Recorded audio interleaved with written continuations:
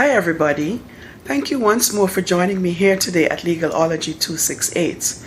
In today's very brief video, we're going to be discussing what specifically is a contract of employment.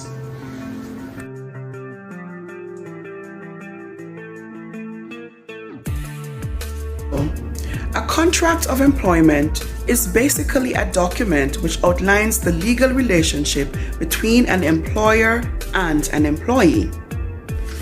Essentially, it contains specific terms and conditions which are relevant to the employment situation between both the employer and the employee.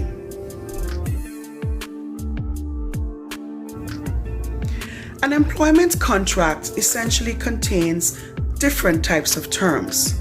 We will now take a look at the various terms that one would find within a contract of employment. A contract of employment which is properly prepared would outline the main terms and conditions that are pertinent to the employment situation between the employer and the employee. So for instance, the number of hours that the employee will be required to work, the amount of money that the employee will take home after working, the various tasks that the employee will be required to do. These are all examples of express terms which would usually be included in a contract of employment.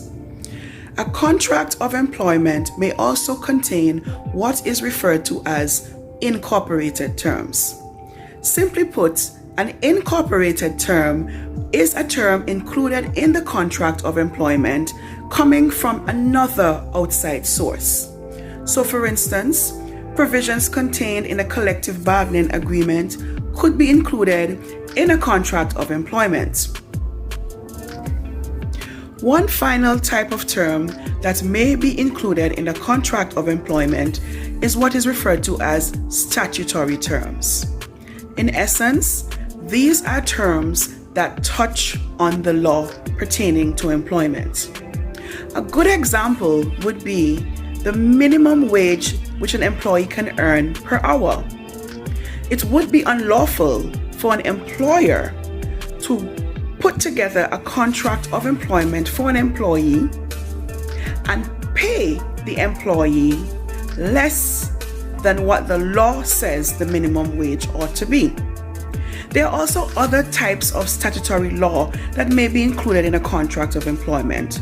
For instance, the terms pertaining to the leave that an employee should be entitled to.